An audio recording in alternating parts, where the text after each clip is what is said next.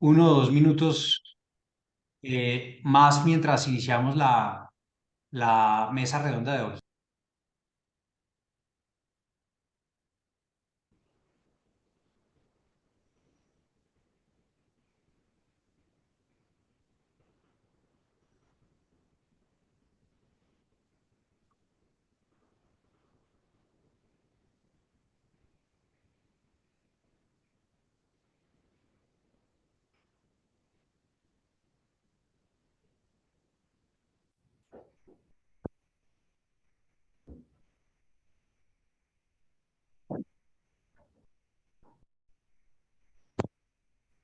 Felipe, le están diciendo que no se escucha, pero escucho, Lina, no sé si puedes, Lina Trillo. Sí. Bueno, muy buenas tardes a todos. Es un gusto saludarlos como siempre después de esta jornada de vacaciones para muchos. Hoy tenemos una mesa redonda, un panel de luz en la Asociación Colombiana de Derecho de la Competencia. Nos acompaña en primer lugar la doctora Gloria Montero, quien es superintendente delegada para asuntos jurisdiccionales de la Superintendencia de Industria y Comercio, a quien le damos la bienvenida, además una conocida y miembro de la asociación, y le damos de nuevo la bienvenida ahora desde este rol que está ocupando tan importante en la Superintendencia de Industria y Comercio. Nos acompaña también el doctor Carlos Andrés Uribe, quien es el director del Departamento de Derecho Económico de la Universidad Javeriana. También una persona muy conocida en todas estas materias del derecho de la competencia y muy activo en eventos de índole académico. Y el doctor Eduard Cristancho, quien es socio de SR Abogados, también un practicante muy reconocido en estas materias de derecho de la competencia. Hoy vamos a hablar sobre la buena fe comercial en el ámbito, por supuesto, del derecho de la competencia, específicamente en materia de competencia desleal, por lo cual les doy la bienvenida. Algunas reglas de la sesión de hoy es todos pueden hacer preguntas. Vamos para eso a tener o los moderadores les van a dar un espacio al final de la sesión para que hagan las preguntas que consideren pertinentes, además de hablar del tema que hoy nos convoca la doctora Gloria Montero. Al final de la sesión nos va a dar algunas palabras sobre algunos cambios que han venido ocurriendo muy importantes en la Delegatura de Asuntos Jurisdiccionales y que por supuesto se han publicitado en las distintas autos o providencias que ha dictado la Delegatura de Asuntos Jurisdiccionales, y que son relevantes para la actualización de todos ustedes. De manera que nuevamente les doy la bienvenida, les doy las gracias por estar acá, y a los panelistas les otorgo la palabra. Eduard creo que va a hacer unas primeras preguntas y presentación, digamos, de la razón de ser de este evento. Gracias, Pues, Felipe. gracias, doctor Felipe. ¿Me escuchan todos? Bajito, pero lo oímos. Bueno. Bueno, buenas tardes para todos. Muchas gracias, doctora Gloria. Primero, muchas gracias por acompañarnos. También un reconocimiento por su trabajo. Ya se están viendo los resultados y por los que somos usuarios de la superintendencia le reconocemos sus esfuerzos. A Carlos un especial agradecimiento por ser pues, mi profesor y por haberme revisado el trabajo y por debatir conmigo, que soy bastante terco en varios temas, pero le agradezco, y al doctor Felipe y a Claudia pues, por la oportunidad de poder llevar este tema, que lo llevé a un trabajo escrito, pues que espero pues, seguirlo revisando con mi profesor. Em, ¿Por qué la idea del tema? Digamos, yo quiero primero exponer que en varios de los eventos de competencia desleal, pues en los últimos 2 o 3 años, los eventos académicos nos hemos enfocado en el acto de violación de normas y en la estructuración de la deslealtad de este comportamiento, que es bastante importante. pero hace rato por lo menos yo no puedo encontrar un evento en el cual se pudiera concretar el concepto de la buena fe comercial. Y pues en el concepto es el concepto, una norma sustantiva, ya vamos a hablar de esa diferencia, que edifica todo el régimen que reprime los ilícitos concurrenciales. Yo hablaba con Carlos de cuando estaba estructurando ese trabajo y decía, a mí la buena fe mercantil me suena todo menos a buena fe. Yo lo veo como un criterio totalmente independiente, lo veo como un criterio de interpretación que lo tenemos que hacer desde la Constitución y lo veo como el puente más importante entre el subsistema de las prácticas restrictivas de la competencia y la competencia desleal. Digamos, he visto que la doctrina ha hecho mucho énfasis en decir, es este el camino para reclamar jurisdiccionalmente los actos de obstaculización. Y yo creo que esa ha sido una tendencia de las legaturas jurisdiccionales, donde me puedo estar equivocando, pero donde cada vez son menos los casos que llegan por las conductas típicas de confusión, engaño, y cada vez más, pues la doctora Gloria está conociendo estos puentes donde lo general es entender al principio de la buena fe mercantil como este evento, como el concepto primigenio del análisis del caso.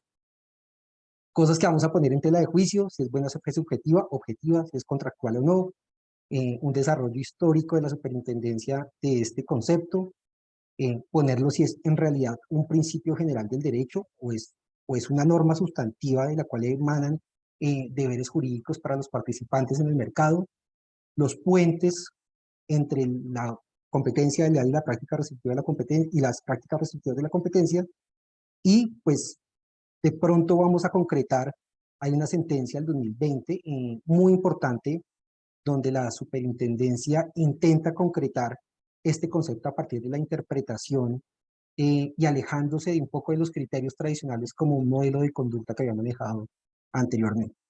Entonces, pues reitero mi agradecimiento y empecemos. Entonces, doctora Gloria, yo no sé si empezamos con usted, si usted nos puede dar cómo lo ha entendido la superintendencia históricamente, si nos puede dar algún como un caso, cuál cree que ha sido la tesis predominante en la superintendencia, todo entendiendo pues que eh, estamos ante su opinión no compromete el criterio de la entidad. Muchas gracias. ¿Me escuchan bien? Sí. Muchas gracias a la Asociación Colombiana de Derecho de la Competencia. Además, siento como mi casa por la invitación. Aprovecho para saludar a amigos, al doctor Uribe, a Felipe y por supuesto, gracias, Eduard, por tus palabras. Y me parece genial que haya todavía subsista inquietudes alrededor del concepto de buena fe y por supuesto del entendimiento e interpretación de la cláusula general. Y digo esto no porque no sea una norma interesante, porque yo creo que de hecho es la norma más desafiante de toda la ley 256 de 96, sino porque, a decir verdad, de la cláusula general no suele hablarse, y de la buena fe como principio inspirador o norma de contenido sustancial se habla sí que menos. Como si fuera un problema o inconveniente hablar de ella. Pero es además una necesidad, porque yo creo que la ubicación de la norma nos dice mucho del artículo 7º, luego de que se hace una organización de algunos ámbitos de aplicación de la ley, de la finalidad de la ley, y cuando comienza a hablarse de los actos, ella aparece de primero. El artículo 7º es el inicio del ramillete de normas de competencia desleal y está allí por una razón. Si bien es un desafío hablar del principio de buena fe y como integrante principal y protagonista del artículo 7º en la ley 256, casi que las posturas de la superintendencia, a diferencia de las otras actos de competencia desleal, han sido muy variadas. Fíjense que si algo ha caracterizado la ley 256 del 96, que por cierto creo que soy una convencida de que requiere una modificación, actualización o modernización, ¿verdad? Cierro este paréntesis, es que ese catálogo de conductas de competencia desleal ha tenido una interpretación estable. Por supuesto, hay unas normas cuyo contenido y alcance han sido muy controversiales, pero controversiales no por el hecho de que admitan una mayor dificultad o no, sino por el hecho de que pues a la hora de aplicarlos tienen unos efectos interesantes, como el artículo 18, violación de normas. Pero al fin y al cabo, más allá de a dónde le cabe una acto de competencia desleal o no. Lo que yo creo que sí hay que decir es que controversiales o no, a partir del artículo 8 hasta el 19, en la ley de competencia desleal, en materia judicial, tanto en los tribunales como en la superintendencia, ha habido una tendencia de interpretación uniforme en la mayoría de actos desleales. Pero esta regla o este principio, hay que decir que si uno revisa la historia de las decisiones de la Super, no se aplica a la cláusula general y mucho menos al concepto de buena fe. Si algo ha variado en la historia de las decisiones de la entidad, ha sido sin duda el concepto de buena fe. ¿Qué se entiende por esto? ¿Cómo concretamos este asunto? Y esto tiene una dificultad adicional, si se considera que en los últimos años, te los digo con absoluta claridad y de cara a la labor que ahora mismo desarrolla la SUPE, los puentes de conexión y los vasos comunicantes entre lo que ocurre en el mundo de las prácticas comerciales restrictivas y en general del derecho de defensa de la competencia son cada vez más abundantes y más fluidos con la disciplina de la competencia desleal. Y esto hace que hablar de la buena fe y en general de la cláusula general sea un muy buen cometido en la hora actual. Esto que les comento, el hecho de que la superintendencia haya variado, haya modificado la interpretación de lo que se entiende como principio de buena fe, cuando se configura la conducta de competencia desleal, indicada en la norma de prohibición general en el artículo 7º, creo que tiene una justificación histórica que yo creo que todos conocemos. Ustedes saben que la disciplina de la competencia desleal fue un derecho de clase. Su origen está dado en un derecho que estaba regido por un modelo profesional en el que se juzgaba el comportamiento de los empresarios, de quienes tenían una calidad particular en el mercado. Y esto, aunque es muy viejito y ya está proscrito, porque nuestra ley de competencia desleal dio el salto, al menos en apariencia, al modelo social de la disciplina de la competencia desleal.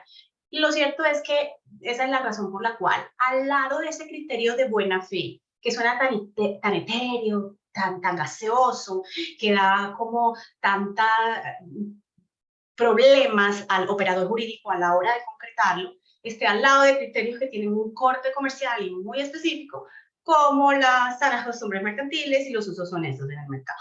Si ustedes recuerdan en ese modelo profesional, o quienes hayan estudiado un poquito la historia de la disciplina de la competencia desleal, hombre, nosotros advertimos que esos criterios de corte tan específico y comercial estaban dados para los comerciantes y no admitían mayor dificultad a la hora de su interpretación. Especialmente se trataba de la costumbre mercantil, porque la costumbre mercantil era un tema que incluso los certificaba de las cámaras de comercio.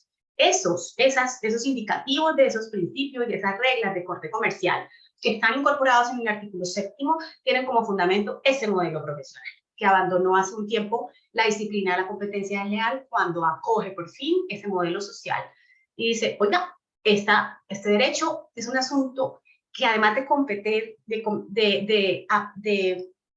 que le competa a los empresarios, a los comerciantes del mercado, es una disciplina que impacta directamente al consumidor al punto de que algunas de las normas, como el artículo 10 de confusión, está volcada sobre la tutela jurídica a quien es muy relevante en el mercado, al árbitro del mercado, al sujeto imparcial del mercado, que es el consumidor, más que a proteger al empresario mismo. Y luego este salto a este modelo social, para no aburrirnos en la historia y pasar a lo concreto y a lo que ha pasado a lo largo de la Superintendencia de Industria y Comercio, a nosotros se nos quedaron en esa ley 256 esos criterios de buena fe, sanas costumbres mercantiles, que muy concretos, muy comerciales, definidos en el Código de Comercio y en las legislaciones mercantiles históricas, al lado de este criterio que es un enorme desafío, que suena a todo, que eventualmente a nada, y que puede, justamente si se considera principio, terminar generando el riesgo de que el operador jurídico sienta que existe una dificultad mayor a la hora de aplicarlo en los casos concretos. Ahorita, en un momentito yo les voy a decir dónde creo humildemente que está el verdadero desafío del principio de buena fe en el marco de la disciplina de la competencia desleal. Pero creo que por ahora, para continuar tratando o hablando, refiriéndome a aquello que ha pasado alrededor de la buena fe y del artículo 7º de la prohibición general en las decisiones de la Super, creo que la autoridad ha sido ligeramente bipolar. Y lo digo en el mejor sentido, porque en un principio esa era una disposición normativa que operaba como un comodín. Seguramente no los integrantes de este panel, mucho menos el presidente de la asociación, porque son muy jóvenes, y menos nuestro moderador, pero seguramente Carlos sí recordará unas sentencias viejitas de Orbitel. Yo sé que él y yo nos acordamos. Y estas sentencias eran muy curiosas, porque estas sentencias, que además sí da un poquito de pena decir a qué se refería, muchos de los jóvenes conectados no sabrán, pero antes, cuando se cursaba una llamada por tecnología IP utilizando el teléfono celular, pues eso era un acto de competencia desleal, porque eso no se podía.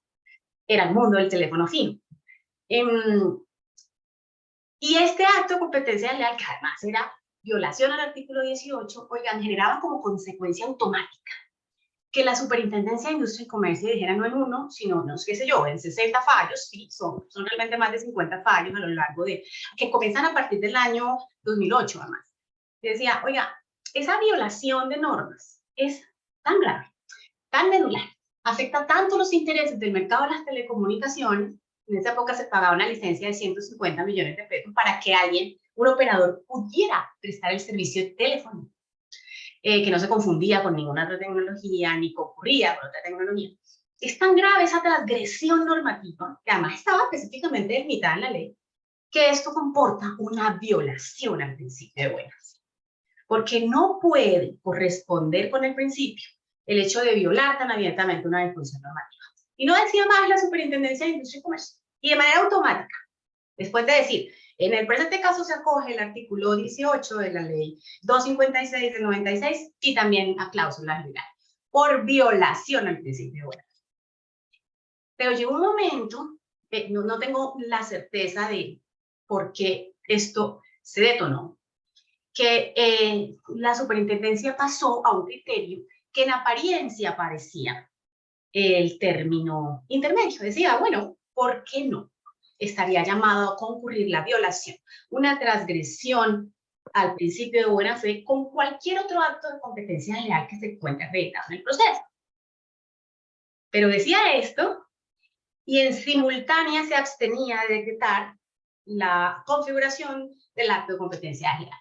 Así que en la práctica no vimos en mayor medida que hubiera una concurrencia entre la declaratoria de la cláusula general con otro acto de competencia desleal, porque se entendía que si bien la comisión de un acto de competencia desleal, casi como un principio, una visión clásica de un principio, no era necesariamente la incursión en comportamiento, conducta de mala fe, eso no necesariamente era mala fe, era como otro acto de competencia desleal.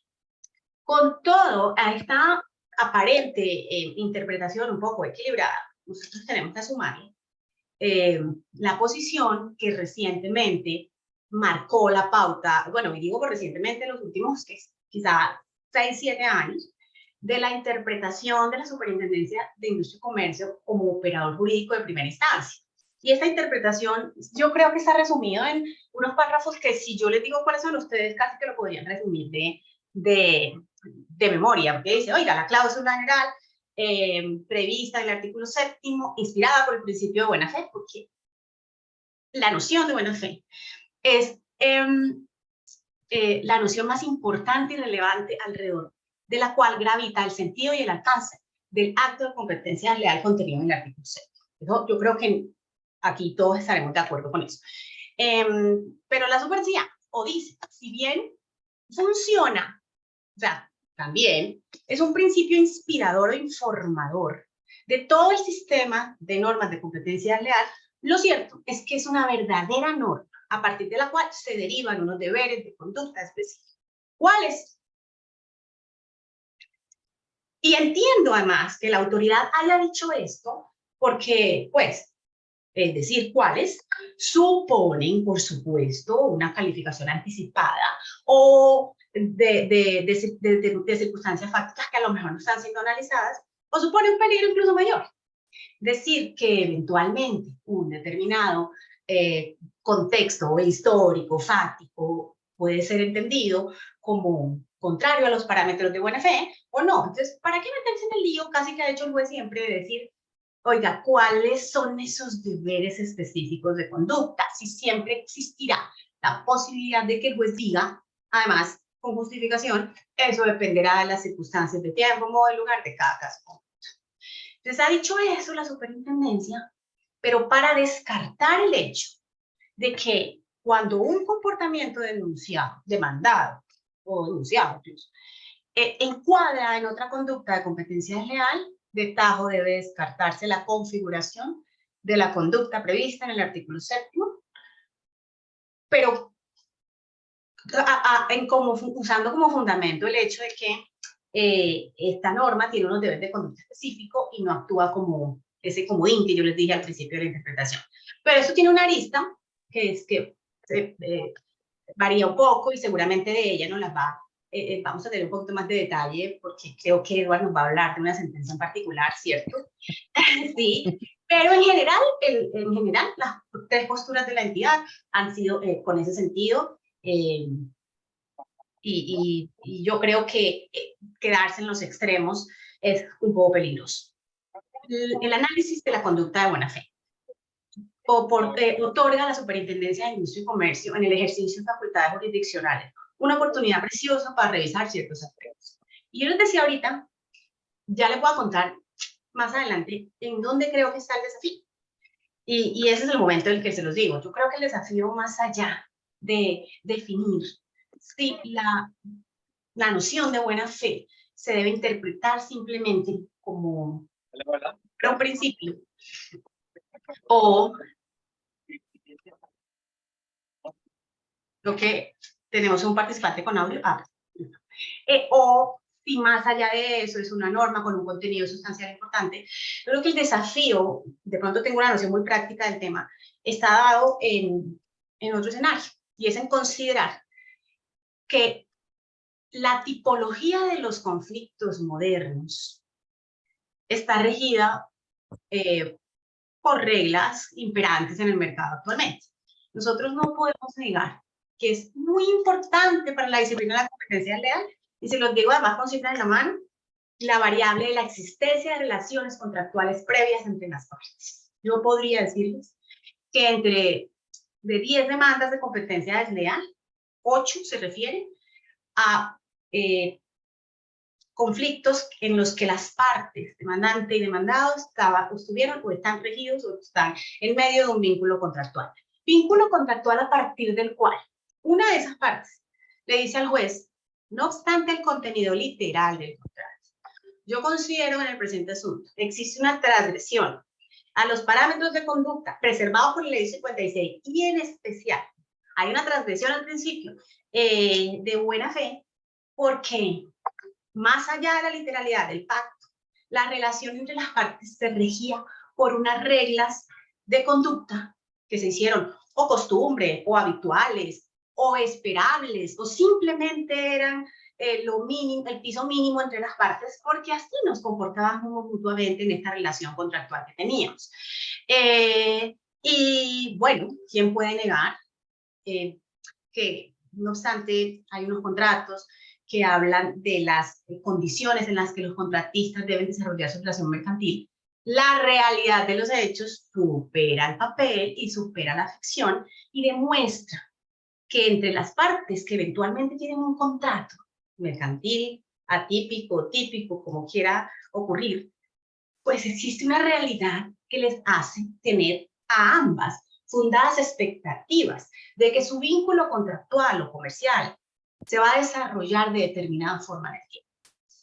Eso pues es una realidad que yo creo que cualquier empresario les diría, sí, el contrato eventualmente dice que yo le tenía que pagar la mercancía durante los 3 días siguientes, pero eso pasaron los 2 primeros meses. Después, 15 años después, él me da un crédito, me da descuentos por pago oportuno, me da 3 meses para pagar, 5. Y la construcción de esas variables típicas,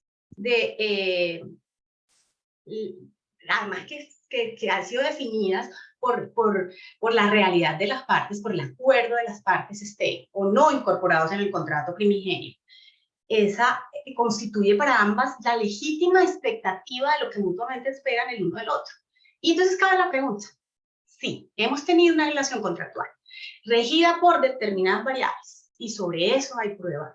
¿Por qué no decir que apartarse de esta conducta o de eso que esperamos mutuamente, que es razonable recibir del otro, puede ser la configuración, puede dar lugar a la configuración de la conducta de competencia desleal incorporada en el artículo 7º y, por supuesto, puede comportar, ¿por qué no decirlo?, una violación al principio de buena fe. Ojo, con esto no estoy diciendo que no exista un límite que debe preservarse sobre el derecho contractual y la disciplina de la competencia desleal.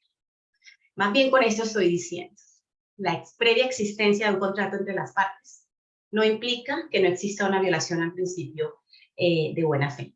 Y en segundo lugar, lo que quiero decir es que el verdadero desafío de la interpretación de la buena fe quizá está en ver en las circunstancias concretas del caso para determinar si entre estas relaciones modernas contratistas lo que legítimamente esperaban las partes, siempre que haya prueba, puede configurar una violación al principio de buena fe. No, por supuesto, ustedes saben que tengo unas limitaciones importantes derivadas de mi rol actual en la Superintendencia de Industria y Comercio. Digo esto en el marco de este ejercicio un poquito pedagógico, pero en todo caso me parece muy interesante que se puedan plantear estas discusiones en los conflictos de competencia desleal. Ay, doctora Gloria, muchas gracias, muy interesante. Yo creo que sí, ese es de los importantes retos. Yo particularmente también creo que esa tesis de Tajo de que cuando medio una relación negocial se descarta de plano el juicio de lealtad, no, pues, hay que reevaluarla y precisamente este es el comportamiento que tal vez puede mediar, no se puede. Pero bueno, Carlos, entonces, cuando yo estudiaba competencia del DEA, yo cogía los apuntes del profesor Jekyll y ahí decía, esa buena fe que habla la ley 256 es la buena fe objetiva. Y pasé el parcial, me fue muy bien. Pero entonces, explíquenos si es buena fe, por qué no es subjetiva, por qué es subjetiva, si es la misma la buena fe de los contratos. Usted tiene una opinión bastante interesante del tema. Bueno, muchas gracias, Eduardo. En primer lugar, pues quiero dar un gran saludo a todos los miembros pues, de la ACDC, a nuestro presidente, al doctor Felipe Serrano, y pues claramente a mis copanelistas, a la doctora Gloria Montero, y pues obviamente a usted, Eduardo, por organizar todo este evento. Entonces, yo creo que voy a empezar por la conclusión y tomando algo que ya nos decía la doctora Gloria, y es, todo esto o más bien, la discusión la encontramos acá es porque nos anclamos en un modelo profesional, es decir, no es que la norma de competencia tenga el modelo profesional, sino que tiene esa mixtura que dejó cosas que venían del modelo profesional y quedaron en la norma. Es decir, nosotros tenemos que interpretar buena fe comercial con un sentido para validar lo comercial. Si no existiera el criterio comercial, yo creo que la discusión sería exactamente la misma. Es decir, no va a variar el hecho comercial o el plus one de la buena fe para el criterio del análisis. Entonces, usted me lo pregunta, yo diría, en principio sí, tiene un contenido de una responsabilidad, pues, o de un criterio de buena fe objetiva. Ahora es el punto, es que no podemos confundir la buena fe objetiva con la buena fe contractual. Objetiva. Que son elementos distintos, tienen funciones distintas y pues su aplicación, por decirlo de algún modo, obedece al ámbito específico del contrato y su análisis se hace ahí. Pero yo quisiera de pronto devolverme un poco, o por lo menos tratar como las bases con un objetivo y es ilustrar como dónde está la discusión. Puede que no nos acompañen todos los más expertos en competencia desleal y vale la pena entonces devolvernos un segundo. Y es entender que la buena fe tiene muchos criterios, es decir, hay un criterio subjetivo, hay un criterio objetivo y nosotros por circunstancias de la norma tenemos que hablar de una buena fe comercial. Pero aún dentro de ese primer, de ese primer elemento de buena fe subjetiva y buena fe objetiva son los que nos permiten construir nuestra discusión. Entonces, en un primer lugar, si uno habla de la buena fe en el ordenamiento jurídico, pues habría que señalar que se presentan diferencias en los usos, bien porque pertenezca al derecho privado, bien porque se está hablando de derecho público, y cada uno tiene un contexto específico. Además, uno puede decir que tiene, entre ella misma, pues tiene elementos que la generan diversa y que son disímiles. Por ejemplo, se habla de la buena fe en materia de posesión, se habla de la buena fe en materia de matrimonios, se hace alusión a la buena fe sobre los hijos y obviamente en la ejecución de los contratos y en la competencia desleal, que sería nuestro campo. Entonces, uno podría recoger, por ejemplo, un artículo muy importante que escribió el doctor Arturo Solarte sobre la buena fe y los deberes de conducta. Y en ese artículo él señala 3 elementos de esa buena fe y establece que la buena fe puede clasificarse como en 3 grandes grupos. Uno es relacionado como la convicción que tienen las personas que su comportamiento es regular y permitido, es como esa íntima convicción de cómo estoy actuando yo. Y eso pues, es muy importante, pero definitivamente no es lo que nos interesa. Es decir, el hecho de que usted conozca o quiera conocer cómo está actuando, pues no es el elemento sobre el cual lo vamos a juzgar. Porque acá también vale señalar lo otro, es que o la competencia desleal no está buscando como ni el dolo ni la culpa. Esos no son sus elementos. Está mirando más bien ese elemento, esa característica o elemento de antijuridicidad. Muy bien. Entonces eso nos lleva a otro elemento, y es la confianza en la apariencia jurídica. Otro de esos elementos va ahí, y lo que intenta señalar es que el derecho actúa es con esa convicción de que su contraparte o que con quien usted está negociando en esa relación jurídica, pues se tiene una idea de el comportamiento del otro, de que lo que está haciendo se adapta a derecho. Y pues uno de los ejemplos más importantes o que uno podría señalar es la venta de cosa ajena. Si usted va a un comercio y adquiere una propiedad, pero resulta, supongamos, una obra de arte, usted adquiere esa obra de arte, pero al comerciante se la habían entregado con una reserva de dominio, usted no sabe eso, usted la adquiere, y pues bueno, nuestra norma o nuestro Código Civil permite entonces que bien, pues no sé, no es un elemento muy pacífico, es que esa aplicación de la buena fe permita adquirir el dominio. Se encuentra contravía, pues entonces, claro, del principio de que nadie puede transmitir a otro más derecho del que tiene. Pero esa confianza en la apariencia jurídica, pues hace que la buena fe tenga un elemento fundamental en el ordenamiento jurídico. Y ya tal vez el que más nos interesa es el tercer criterio, que habla sobre la rectitud y la honradez en el trato, y que supone un criterio de la manera de proceder. Y aquí entonces, como siempre esta tesis ha estado más vinculada a las relaciones jurídicas o esas relaciones con derechos subjetivos, debe atenderse entonces en el desenvolvimiento de esas relaciones jurídicas. Y por lo tanto, entonces sirve como un criterio, bien sea para la celebración, la interpretación y para la ejecución de los contratos, pues son negocios jurídicos en términos generales.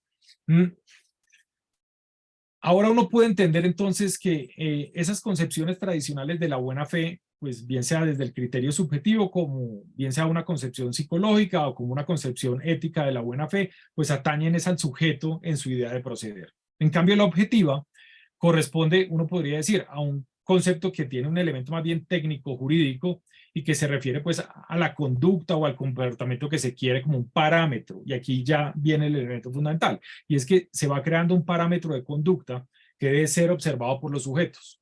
Y claro, si uno está hablando desde la intención de una relación jurídica contractual, y tal vez la doctora Gloria ya nos señalaba ese punto, y es que la mayoría de casos pueden llegar fruto de una relación contractual.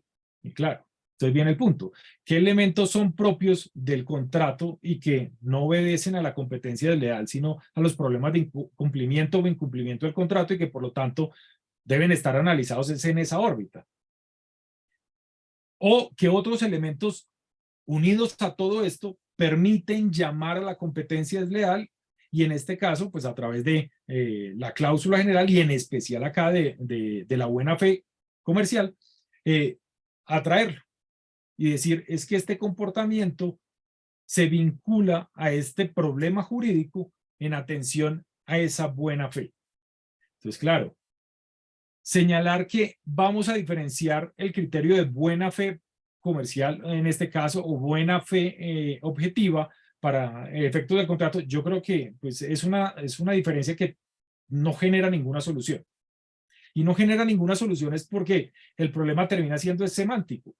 y es semántico con que la buena fe objetiva del contrato obedece a los elementos propios del contrato, pero no es que se va a diferenciar de la buena fe que tendría que analizar la competencia desleal, simplemente es sobre el objeto que recae. Entonces, lo que permite diferenciarlo es el objeto que recae, el parámetro de conducta que me llama la norma a evaluar. Bajo el contrato me permite un parámetro de conducta relacionado al cumplimiento e incumplimiento del contrato, a esos deberes propios del contrato que atiende esa relación contractual. Y por otro lado, tendría que analizar cuáles son esos otros deberes de conducta que no están vinculados directamente con esa relación y que fueron los que llamaron a que se traiga la norma de competencia desleal. Y para señalarlo en otro punto, simplemente lo que pasa en otros ámbitos de la competencia desleal. En materia de competencia desleal uno encuentra también cómo un ordenamiento jurídico regula una figura específica, por ejemplo en propiedad industrial, es constante, permanente ese elemento, simplemente que usted tiene una garantía, es como demandante, usted señalaría la violación de la norma que se da en materia de propiedad industrial. Y eso le garantiza un derecho porque si es más claro el derecho de exclusión que usted tiene, alguien lo está usando y pues usted puede llamarlo más fácil. Ahora, la competencia desleal puede consagrar unos supuestos que regulen el mismo fenómeno. Entonces casi termina siendo elección del demandante qué es lo que va a hacer. Y en otro momento también podría señalarse, es que los bienes jurídicos que se están protegiendo pueden ser distintos. Y al ser unos bienes jurídicos distintos, podría llamar también a que exista una evaluación desde cada lado. Pero me detengo. Cuando va usted a demandar en materia de propiedad industrial, se va a encontrar que tiene unos requisitos específicos. Y puede que esos requisitos específicos no coincidan de forma concreta. Entonces, claro, pero usted ve efectivamente que hay un daño frente a su propiedad industrial y le encuentra salida a eso frente a las normas de competencia desleal. Entonces, vía las normas de competencia desleal le van a habilitar esa protección que es mayor. Y esa es la teoría básicamente que Berkovich señalaba sobre los círculos concéntricos. Y es que, claro, usted tiene un elemento de protección que está en el centro y que está llamado por ese derecho específico que lo protege. Pero fuera de ese primer centro se encuentra otro círculo que protege también esos derechos, pero vía competencia desleal o normas de mercado. Y es donde usted puede acudir. Entonces, si lo trasladamos también esa misma interpretación a los problemas contractuales, es que usted tiene unas acciones que están destinadas dentro del contrato y que para efectos también, sobre todo de la indemnización, aún son más palpables. Usted va a identificar es qué es lo que obedece por el incumplimiento del contrato y cuáles son los otros daños que pueden pertenecer a la competencia desleal. Y esa buena fe, usted la va a tratar como otros elementos de deberes de conducta. Y esa honradez, eso que se espera. Pero aquí hay un elemento fundamental. Y es que usted no lo va a tratar como principio. No es un elemento de principio, sino que la norma de competencia desleal creó eso. Una norma. Y esa norma va a establecer esos estándares o elementos de conducta, que cómo se llenan. Y aquí es uno de los problemas que si volvemos a la teoría de la buena fe, como se ha observado siempre desde el ámbito, o por lo menos esa buena fe objetiva, se observa con mucho, no, con un gran vínculo a la buena fe en materia contractual. Entonces se dice que, por ejemplo, el principio de buena fe en las relaciones intersubjetivas no puede ser vinculado con el contexto de tipo social económico. Entonces, claro, aquí hay un punto y es que hay un principio general de buena fe que puede ser entendido como sinónimo de principio de solidaridad social. Y entonces se dice, no, un segundo, es que una cosa es ese principio de la buena fe y otro elemento es el de la solidaridad social. Pero ojo, es que eso en materia contractual puede tener una interpretación muy clara. Pero cuando usted trae esa misma reflexión en materia de competencia desleal, ese principio general de la buena fe no es que esté descontextualizada, no es que se salga de la óptica de esas relaciones intersubjetivas que se dan en un contexto de tipo social económico. Entonces, cuando usted las trae en ese contexto de tipo social económico, puede hacer esas interpretaciones que van fijando esos estándares o deberes de conducta que atienden a una prohibición específica y que se analizan ya no desde el principio, sino desde la norma, que es esa norma de competencia desleal que atiende al principio de buena fe. Y entonces, cuando uno, a esa norma específica que atiende pues a la prohibición de la buena fe. Entonces, aquí hay un elemento que vale la pena señalar. Si uno acude pues a la legislación española, cuando se encuentra hoy en el artículo pues 4.1 de la ley 3 del 91, pues hoy ya el 4.1, uno se encuentra con que el aspecto pues como más significativo de la cláusula general radica en esos criterios que fueron seleccionados para evaluar la deslealtad del acto. Y entonces en ese criterio de obrar, como se vincularía entonces la buena fe, tiene un alcance pues general, pero implícitamente se ha rechazado esos elementos tradicionales que son de corrección profesional, de usos honestos, de todos esos otros elementos que atenderían a ese modelo profesional.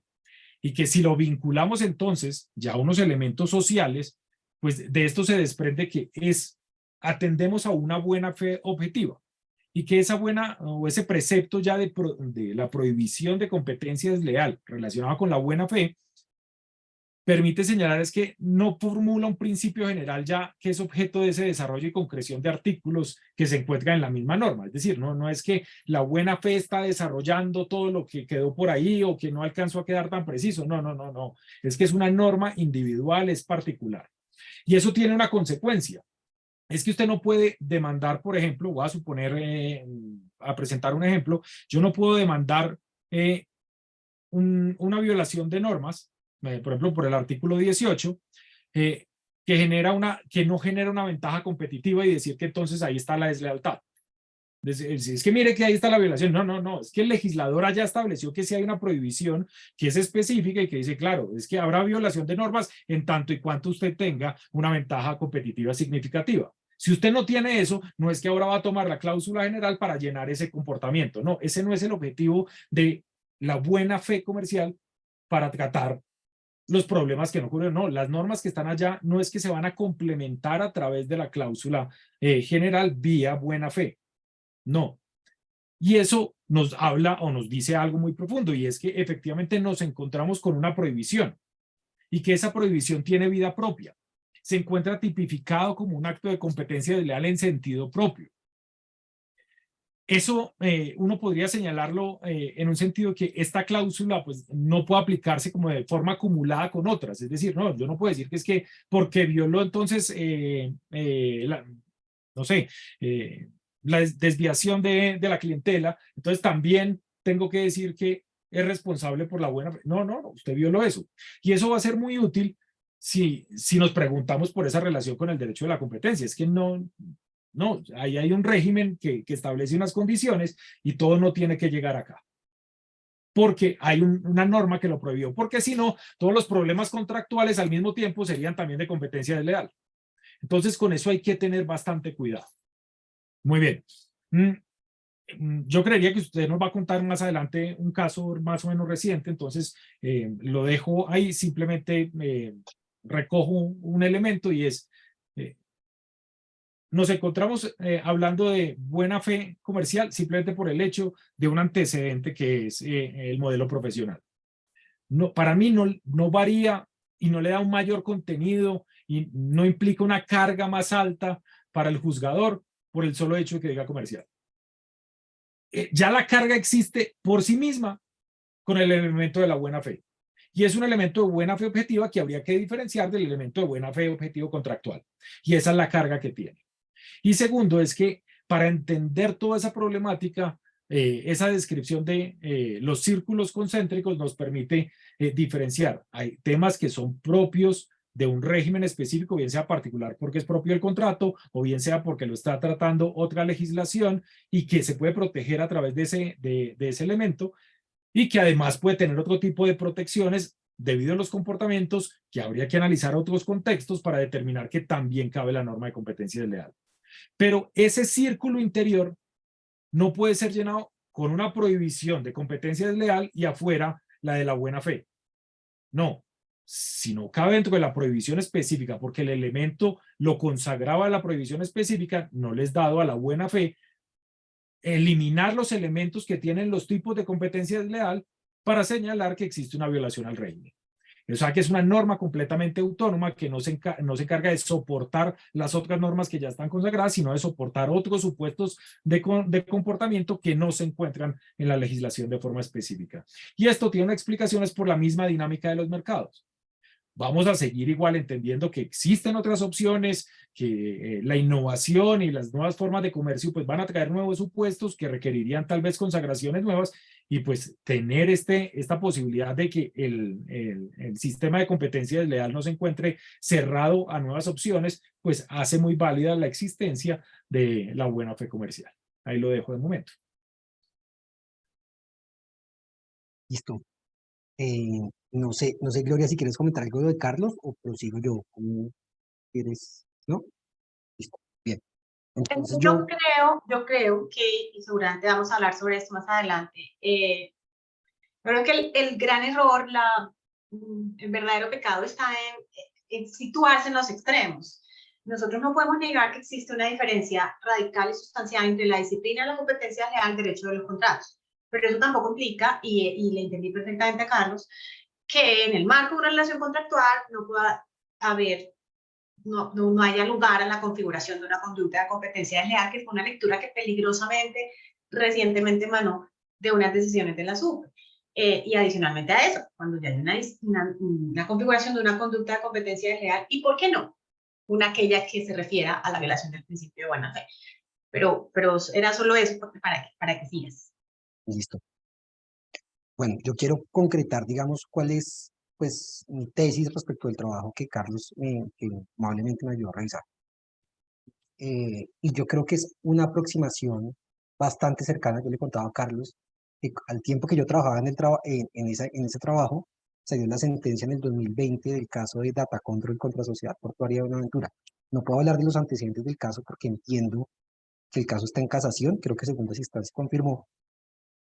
Pero cuando yo me aproximé al concepto del principio de la buena fe comercial, lo primero, pues revisé todas las sentencias de la superintendencia, o la mayoría de las sentencias, porque son bastantes, muchas.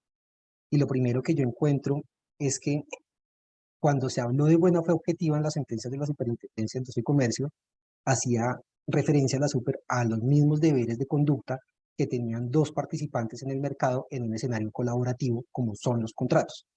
Entonces, cuando hablaban de buena fe a través de criterios o comportamientos exigibles de conducta, hizo la superintendencia dos diferencias. Entonces, primero dijo, y eso lo repite pues toda la jurisprudencia en España, todos los tribunales de repiten esto que pues voy a decir.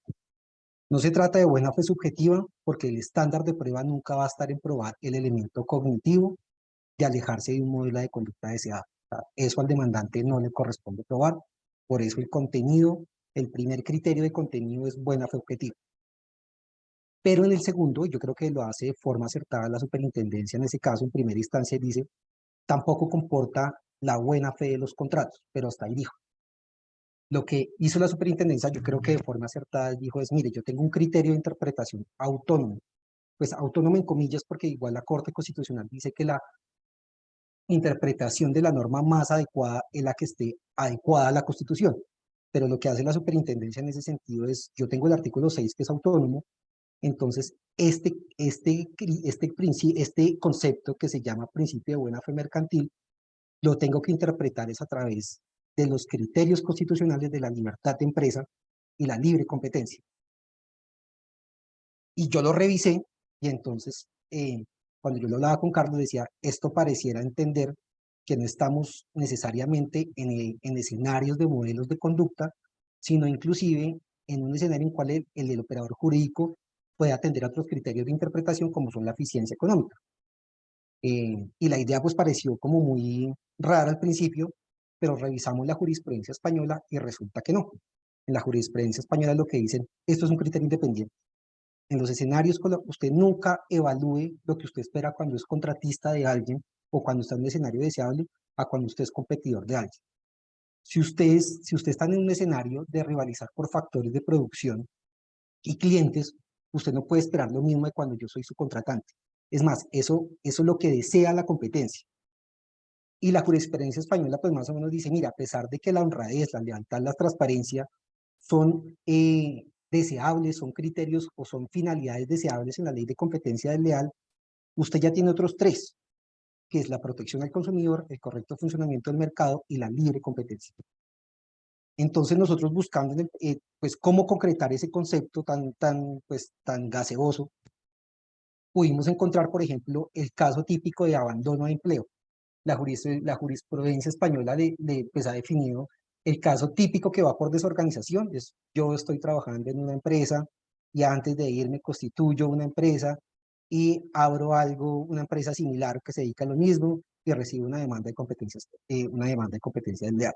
Esos casos en España pues se evalúan por la prohibición general, teniendo en cuenta que la prohibición general en España ya es una cosa totalmente amplia, no rara, porque no solo está el deber de conducta de entender competencia leal como todo lo que sea contrario a la buena fe comercial, sino también integró todas las prácticas comerciales que atentan ante el consumidor comunitario, como la publicidad exagerada, por lo cual la cláusula general en España ya es todo menos una cláusula general, es una cláusula totalmente arreglada. Y encontramos varias sentencias donde dice, usted tiene que evaluar el comportamiento del demandado a través de la eficacia de las prestaciones propias.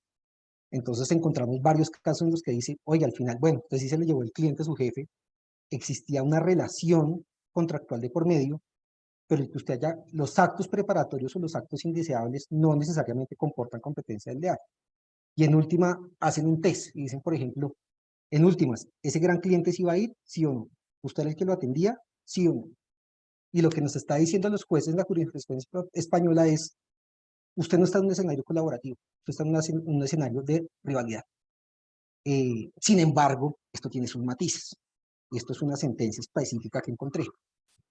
Obviamente, pues como pasa mucho en competencia desleal, pues la jurisprudencia no fue consistente respecto al mismo caso, y obviamente, pues otra vez a través de la modificación de la ley española, pues existieron criterios donde se volvió a manejar criterios de diligencia profesional. Y además, ¿por qué pasó eso? Les cuento, porque cuando se adoptó la legislativa, la decisión comunitaria de las relaciones entre empresarios y comerciantes, en los artículos posteriores al 4,1, los posteriores, se vuelven a admitir criterios propios del régimen profesional de competencia desleal, como es primero adoptan el modelo de empleo del consumidor medio, no el consumidor medio como lo entendemos en Colombia, sino como el medio es que afecte una comunidad identificable de consumidores, eso es bastante interesante ese concepto, y también la rectitud profesional. Pero digamos que para establecer lo primero que les quiero dar el mensaje es que no es un principio, yo no creo, y esto más que semántico, creo que sí es práctico, yo creo que comparto la tesis con Carlos. Carlos me decía, cuando me corregía el trabajo, me decía, pilas, nunca se aleje, nunca pierda de vista que para eso están las prácticas restrictivas de la competencia. Acá primordialmente se define la transparencia. Pero también entiendo que existen puentes y brechas de conexión entre los dos subsistemas, donde creo que este concepto que genera una norma autónoma, pues genera puentes importantes. Entonces la superintendencia en el año 2020 define el caso Data Control y define 3 cosas interesantísimas, más allá de que pueden ser debatibles, pero yo creo que es muy importante. Primero dice, es buena fe objetiva, pero no es la buena fe de los contratos. Segundo, este concepto lo tengo que integrar con los demás elementos integradores del sistema, que es protección del consumidor, concurrencia y concurrencia, que son los 2 nuevos bienes jurídicos tutelados que se afectan también desde el artículo 7. Y yo creo que de una forma por debajo dice, mire, yo con esto lo que estoy alejándome es del régimen profesional y me estoy acercando al verdadero sistema social, que lo que protege es los intereses que vaya más allá del concepto del comerciante. Ese es el caso Data Control, repito, contra Sociedad Portuaria. Entiendo que ya en segunda está en casación, pendiente de decisión, y es un caso que desafortunadamente pasó desapercibido, nunca lo hablamos en ningún evento, pero el juzgador de primera instancia, cuando abrió la sentencia, dijo, quiero darle contenido al concepto, y yo creo que lo hizo de una forma que puede ser rebatible, pero es importante.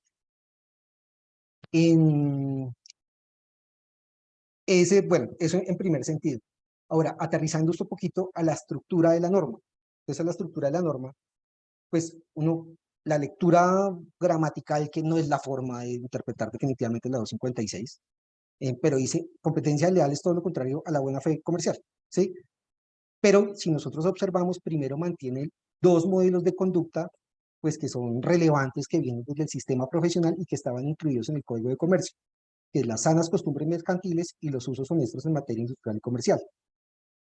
Una pregunta que hicimos en la revisión del trabajo es, oiga, ¿esto por qué lo pone el legislador? ¿Eso es importante? ¿Es distinto lo uno a lo otro? Nosotros en la revisión que hicimos es inicialmente la superintendencia solo en la sentencia de Yupi creo que hizo una diferenciación de lo que pueden ser los dos conceptos, pero indistintamente no, digamos, sanas costumbres mercantiles no es costumbre mercantil que se prueba con la certificación de la Cámara de Comercio, eso creo que lo decantó la super, sino son lo que podemos advertir en el trabajo de la revisión que hicimos con Carlos, son rezagos del régimen profesional. Sin embargo, y esto con ocasión, yo pues cuento una infidencia en la sentencia de Griffin v. Cole, que fue creo que la primera o la segunda sentencia en casación que salió en el 2020, que pues recordemos que ya hay 6 o 7 sentencias que otra vez la Corte Suprema asume ese rol de órgano de cierre que es importante para dar contenido. En la sentencia de Griffin v. Cole, el primer cargo, yo tuve algo que ver con el caso, en el primer cargo, ahí se declararon los actos de competencia leal de desorganización y de forma consecuencial se declaró desviación de clientela. Y el primer cargo de la demanda decía, usted no tiene que interpretar, usted señor operador jurídico no tiene que interpretar desviación de clientela a través de criterios profesionales, sanas costumbres mercantiles y usos honestos en materia comercial e industrial, sino lo tiene que interpretar a través de un criterio que viene del modelo social, que es autónomo e independiente, donde usted puede criterar modelos de eficiencia y eficacia económica, que se llama buena fe comercial. La Corte no admite el estudio de ese cargo en la sentencia de casación, eso venía por vía directa, por violación a la primera norma, solamente admite los que vienen por vía indirecta, por indebida valoración de pruebas.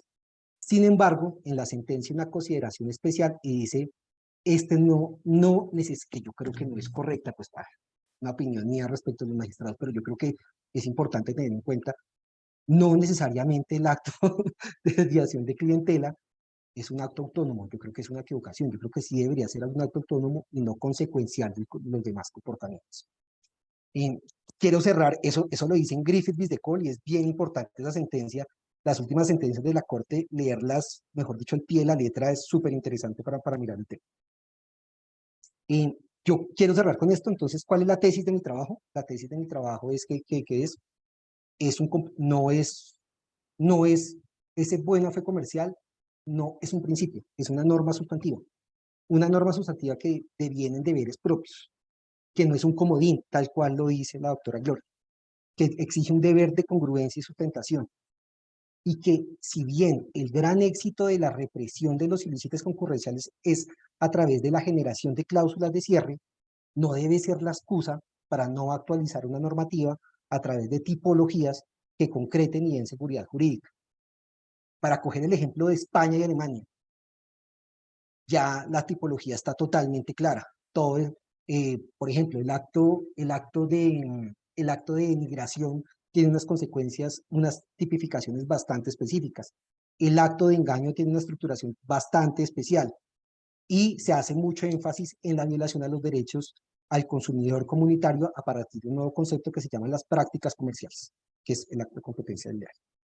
Bueno, ese es mi carretazo, pero yo vuelvo con Carlos. Carlos, entonces, yo tengo algo que usted, no sé si usted está muy de acuerdo.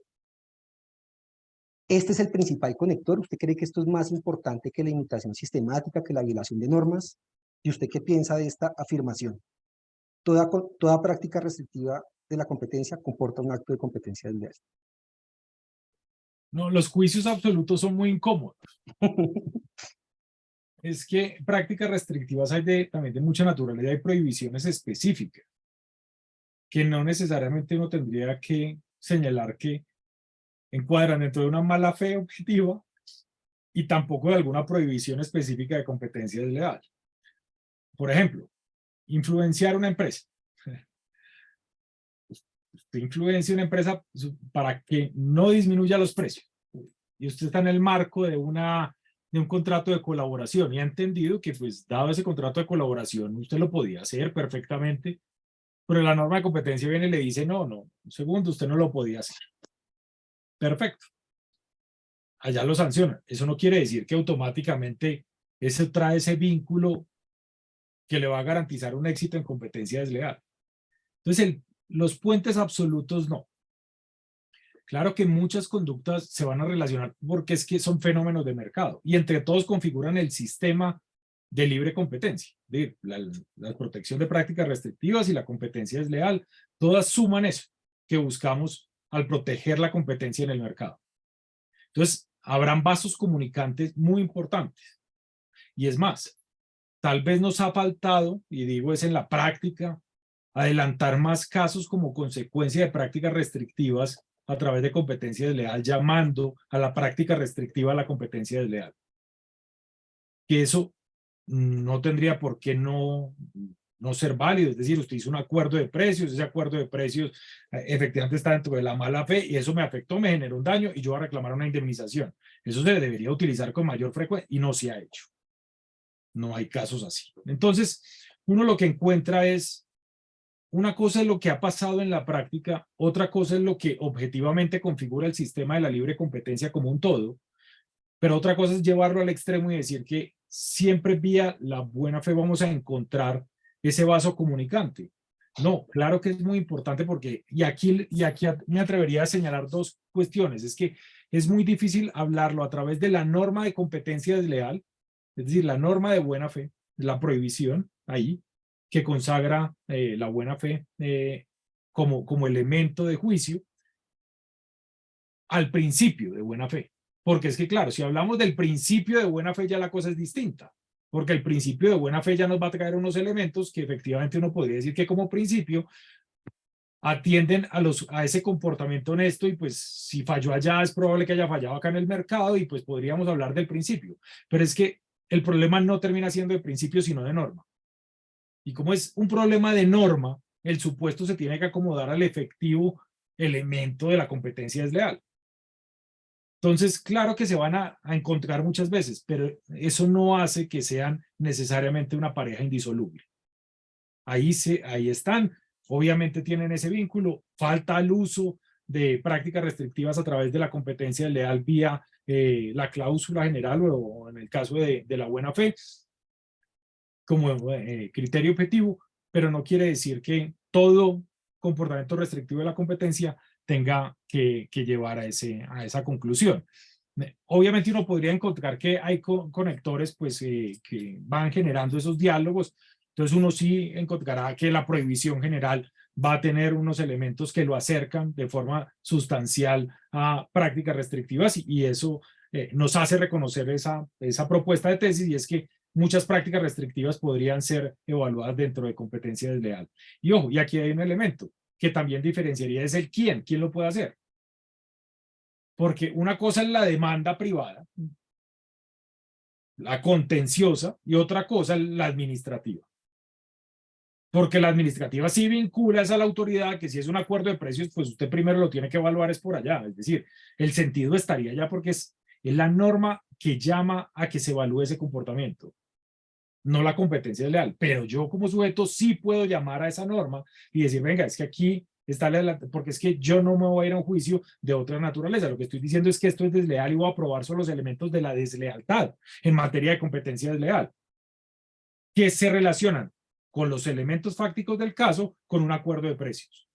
Pero no puedo perder de vista es que lo que tengo que probar es la deslealtad. Esa es mi carga.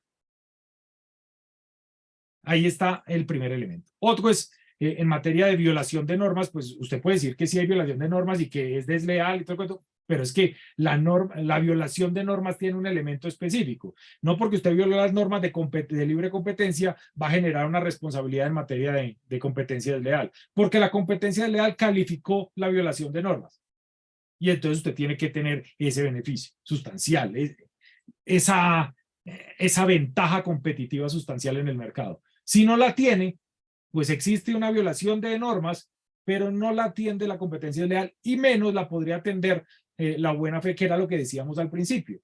no puede desnaturalizar uno el comportamiento o la conducta de buena fe objetiva en materia de competencia desleal como un instrumento que llena los otros supuestos de la competencia desleal que ya se encuentran regulados. Ese no es su rol, porque es una norma independiente. Entonces, claro, si no cumple con si es otro de los supuestos que hay, y no cumple dentro de los elementos específicos de los tipos de competencia desleal, pues usted no puede pretender vía la buena fe llenar otra norma, crear otra nueva norma que complemente ya la existente. No, esa no es la naturaleza de esa norma de prohibición. Y lo mismo lo podría de imitación sistemática. Pues la imitación sistemática dependiendo de quién la realice. Es decir, en materia de competencia desleal usted tendría que probar los supuestos de ese elemento sistemático. Sin embargo, en materia de protección de prácticas restrictivas, puede que usted tenga unos elementos muy claros, bien sea por la prohibición general o bien sea por un abuso de posición dominante que va generando un comportamiento de exclusión o de impedir que usted entre al mercado, etcétera. Todas esas características, pues dependiendo del ordenamiento en el que se esté citando la práctica, están las categorías que usted debe probar. Entonces, para competencia desleal, lo que lo vincula es el elemento probatorio que yo tengo que encontrar que me sirva en materia de la deslealtad, que no necesariamente es el mismo que tengo que probar en materia de libre competencia relacionado pues con prácticas restrictivas. Esa sería pues mi... Listo. Yo ahí tengo una opinión en algo distinta, lo hablábamos con Carlos, digamos, yo creo que tener los elementos que por lo menos permitan razonablemente una comisión a la infracción a alguna de las conductas o la comisión de las conductas establecidas en el régimen de prácticas restrictivas lleva intrínseca la deslealtad. Yo creo que en ese sentido, más allá de decir toca evaluarlo caso por caso, a mí eso no me gusta decirlo, aunque estoy de acuerdo con Carlos, los juicios absolutos no existen, pero digamos lo que pude revisar en los autores, porque llevarlo a la práctica también es muy difícil, es la comisión de una práctica restrictiva, salvo el acto de influenciación, que Carlos tiene un punto muy interesante, si lleva intrínseco un elemento de lealtad, y acá viene una discusión que no es de este caso, pero es decir, yo creo que es el régimen de competencia desleal donde entendería que se establece un régimen de culpa presunta respecto al régimen de propiedad, al régimen de responsabilidad extracontractual, donde de pronto se podrían llevar este tipo de reclamaciones a nivel jurisdiccional. Acá hay un dato importantísimo, ojalá lo pudiéramos conocer de la superintendencia. Lo que yo he visto cada vez más son las demandas o los casos de obstaculización en que se utiliza, por ejemplo, yo creo que ya, ojalá tuviéramos pronunciamientos, no he visto, pero yo sé que ya hay acciones de por medio de sham litigation, donde hay de por medios.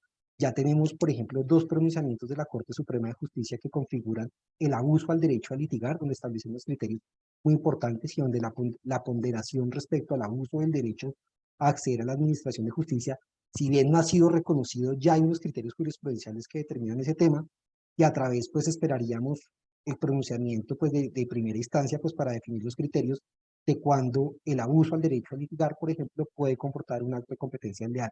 Hay muchos actos que se están llevando por obstaculización, por ejemplo, la acusación de data control es una acusación estrictamente por obstaculización. Si no se utilizó criterios de evaluación profesional típicos que habíamos hablado mucho tiempo en la superintendencia, sino se llevó, pues la acusación intentó llevarla, no prosperó, pues a otro nivel, que es decir, existe una afectación en el mercado. Yo creo, esto es una posición totalmente personal, difícil de demostrar además, que la comisión de tener los elementos razonables para la comisión de una conducta de práctica restrictiva de la competencia lleva intrínseco una deslealtad y va a favorecer en las cargas al demandante en la eventual juicio jurisdiccional. Yo creo que esta pregunta ya es como para opinión, yo creo que vamos cerrando.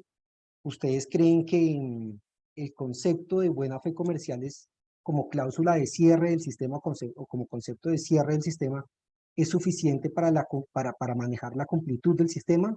¿O ustedes creen que se requiere una actualización por la fenomenología que cada vez es más difícil de... Ya Gloria nos había dado su respuesta, pero no sé, Carlos o Gloria, si quiere ampliar en este punto. Gloria, ¿quieres o me lanzo? No, lánzate porque además yo voy a hacer uso del derecho fundamental de la autoridad y es que voy a hablar de lo que quiera al final. O sea, Sí, es una cosa exactamente. que viene derecho para el cambio. Listo, no. Pues es que lo perfecto es enemigo de lo bueno. Es decir, uno podría buscar que se regule todos los actos, pero también no sabe qué sale. Es decir, es que en un régimen de competencia leal se pueden prohibir muchas cosas que son ordinarias del mercado, pero para generar beneficios específicos. Es decir, entonces, llamar siempre a la regulación es una cosa pues, de cuidado. Yo no soy tan amigo de... Hasta el momento funciona al revés. Yo creo que lo que se requiere es poner mayor ímpetu en lo que hay. Es decir, hay herramientas muy buenas, pero el litigio tampoco... Es decir, falta también parte de los litigantes estar ahí, de traer nuevas cosas, expresar, porque el criterio también de la buena fe va estableciendo esos mismos criterios y termina señalando esos deberes específicos de conducta que terminan siendo violatorios de la competencia desleal. Entonces, claro, uno podría decir, pues, dada la respuesta es tan sencilla como decir que, dado que la naturaleza de los mercados es dinámica, pues obviamente se requieren normas que garanticen esas dinámicas de mercado, pero al mismo tiempo, qué bueno garantizar la seguridad jurídica entregando unos preceptos perfectos que cuadren con cualquier ilicitud. Eso sería el mundo ideal. Ahora, que nuestro régimen de competencia leal, como ha sido administrado, tenga que tener un vuelco absoluto, ¿no? Yo creo que con lo que tenemos aún nos defendemos bastante bien. Aún nos defendemos bastante bien. Uno podría querer más, pero yo veo por lo menos, atendiendo a todo el otro conjunto de condiciones, porque hablar de regulación implica entender también el contexto político, pues yo no estoy tan seguro que meterse en este momento con una modificación de la competencia leal nos llevaría a un mejor resultado que el que tenemos ahora. Y para ser más preciso, es tan dinámico o son tan dinámicos los mercados que aún después de tantos años nos encontramos hablando de la buena fe comercial. Y eso es tan complejo que si bien uno puede optar por una visión de seguridad jurídica, al mismo tiempo puede resultar con normas que lo que hacen es limitar el mercado. Pero por el otro lado, aquí hay mucho juego para seguir escribiendo qué es esa deslealtad. Esa norma aquí atiende a los supuestos de los nuevos mercados. Entonces, tener una referencia como esta, pues me parece que le da una vida al ordenamiento de la competencia desleal y que no necesariamente llama la atención a que siempre hay que estarlo modificando. Así requiera precisiones específicas, así uno quisiera elementos en determinadas conductas que se establezca, pero pues en otros ordenamientos, si es el del español, lo que han intentado vincular es darle un mayor grado de protección al consumidor y es subir normas a la competencia leal. Nosotros la hemos subido al régimen de libre competencia, de prácticas restrictivas. Y ahí me devuelvo con un punto que usted señalaba, es ese debate que se da entre los ordenamientos jurídicos, pues cada uno protege también un bien jurídico específico. Y entonces, cuando le ha tocado también a la Superintendencia de Industria y Comercio pronunciarse en materia de prácticas restrictivas sobre violación de normas de publicidad, pues reconociendo la violación de la norma de publicidad y es más, entendiéndose la falta al deber objetivo de conducta, la mala fe, igual dijo, pues mire, esto no es restrictivo de la competencia. Y hay un régimen especial que allá lo puede prohibir y que lo puede continuar. Entonces, en materia administrativa, hay grados donde se ha podido establecer qué hace que en un lugar sea llamado ese régimen de prácticas restrictivas, en otro que sea llamado el régimen de competencia desleal, y lo mismo nos pasará a nosotros pues, permanentemente, y es que los mismos supuestos nos dirán qué pertenece a esa buena fe y qué pertenece a una prohibición específica. Que hay muchos supuestos que se podrían incluir, sí. Que es lo más indispensable, lo más necesario, diría que no. Listo, yo solo una apreciación corta ya para terminar y le damos paso a la doctora Gloria para finales. Yo sí creo que es conveniente hacer una rigurosa tipología de los comportamientos que tienen que ser de competencia desleal. Pues nuestra cultura es de derecho positivo. Yo creo que parte de las reformas o empezar los cambios debe ser pues por dar una rigurosidad al tratamiento, más entendiendo que no podemos utilizar de forma pues indiscriminada el concepto.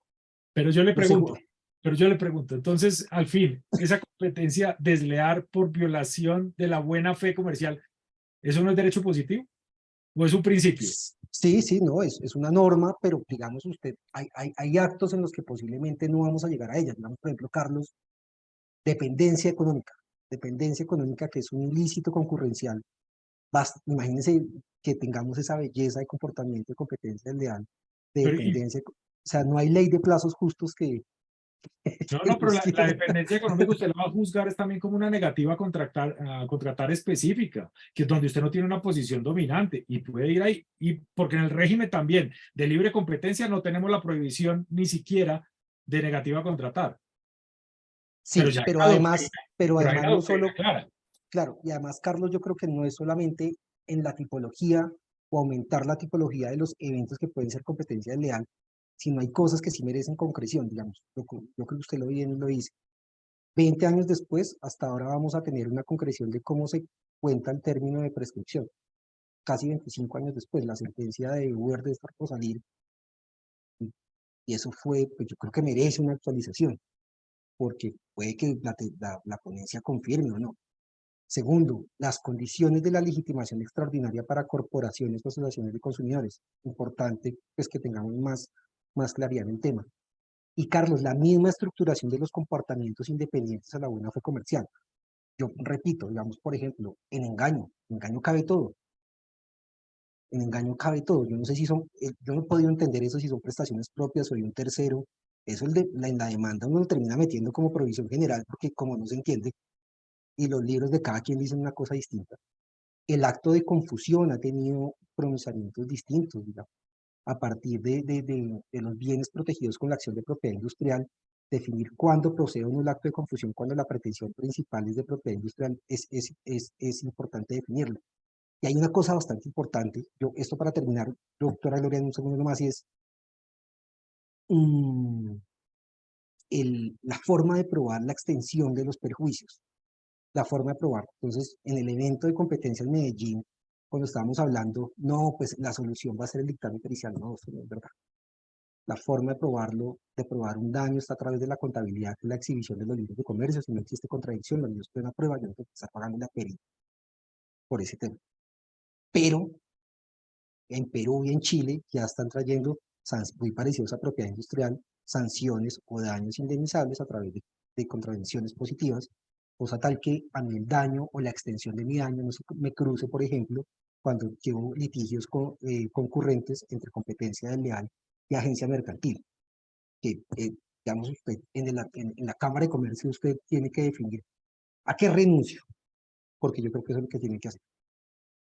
Pero Carlos, siempre va a ser chévere debatir con usted. No me convence. Doctora Gloria, pase a la autoridad, por Qué favor. bueno, ¿cierto? Esta es la generación de no hago caso y a veces conviene. Pero mire, también es la generación que nos enseña qué importante es comunicar. Qué cosa tan impresionante. Yo me voy a leer ese trabajo. No me importa que ahora me toque salir al turno de la noche, como lo decimos en el trabajo público, pero caramba, o sea, este trabajo de Edward hay que leer. Pero no, yo quería decir varias cositas como para cerrar este encuentro.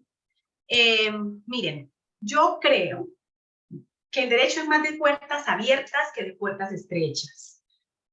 Que la interpretación estrecha le hace mucho mal a una disciplina que está llamada a gobernar un escenario tan dinámico, tan realista, tan moderno como es el mercado. Y esto puede ser como el fundamento a partir del cual yo precise dos ideas con las que quiero finalizar. Una, la ley de competencias reales es tan maravillosa que a un tiempo después nos tiene hablando de la primera conducta que contiene un acto de competencia desleal y hay mucho que eso. Eso es como, ay Dios mío, como solo se me ocurren ejemplos terribles, pero es como, no sé, el señor de 50 que se lleva a un 4 de 15, sí, así tal cual. Es una ley fantástica, una ley que nos tiene todavía conversando acerca de el contenido y el alcance de la buena fe, imagínense. Y seguramente escribieron esa disposición en un contexto histórico completamente distinto. Es el mejor ejemplo de cómo hay que hacer normas, cómo hay que hacer reglas para que sean atemporales, como el color negro. Eso es una cosa muy diferente al hecho de que también, como soy más de puertas amplias que estrechas, Edward tiene un excelente punto. Un excelente punto que además hemos conversado con el presidente de la asociación. La ley de competencia desleal, aun cuando es maravillosa, requiere ser actualizada para prever un montón de cosas que están ocurriendo, que van a ocurrir. Pues nosotros, y seguramente van a poder quedar atentos, estamos revisando la litigación predatoria. Estamos revisando el contenido y el alcance de algunas disposiciones contractuales que dicen una cosa y el comportamiento de las partes, pero además el comportamiento justificado, la instrucción de amplíese, necesito que compre territorio, haga tal cosa, haga la otra. Eso, ¿qué acto de competencia desleal configura? Y estamos analizando esa injerencia, intervención efectiva que tiene la disciplina, como digo yo, de defensa de la competencia, prácticas comerciales restrictivas en la disciplina de la competencia desleal.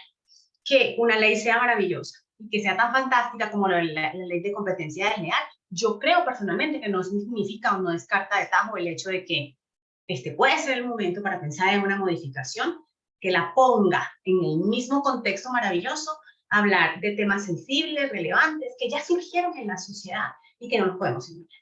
Eso es como un primer bloque de lo que quiero decir.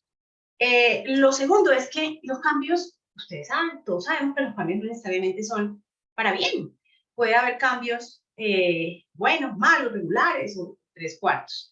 En el caso puntual de la delegatura para asuntos jurisdiccionales, yo pienso que el asunto tiene que ser abordado desde la humildad. Cada torero tiene su forma de ver la arena, de lidiar los toros y todo lo demás. Pero no podemos olvidar que el criterio subjetivo, a propósito de la buena fe, rige la conducción de una determinada área.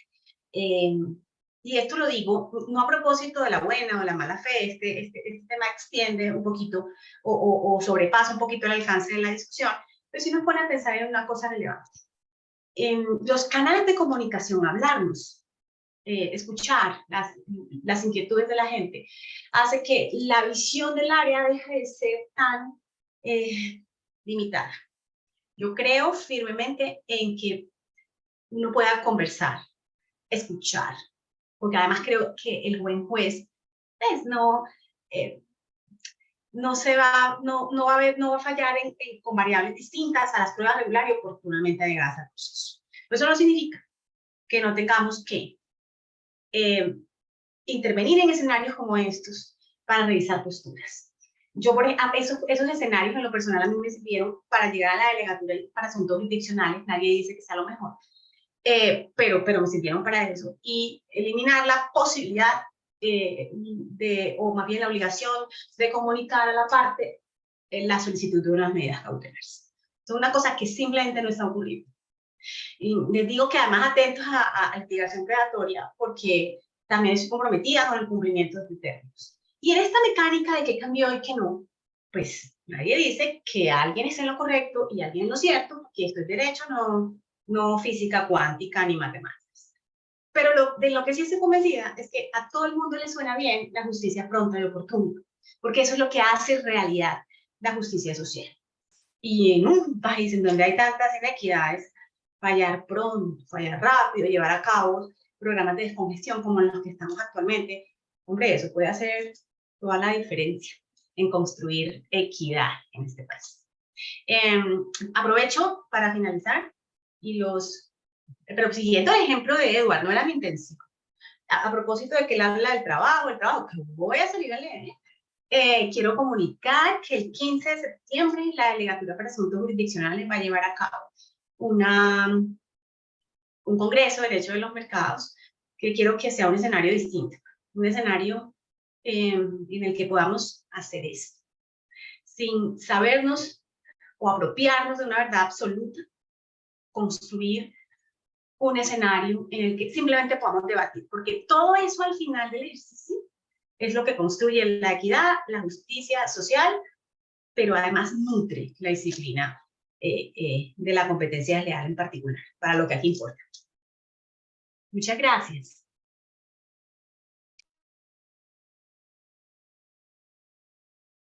Pues, Gloria, muchísimas gracias por tu asistencia nuevamente y por compartir no solamente la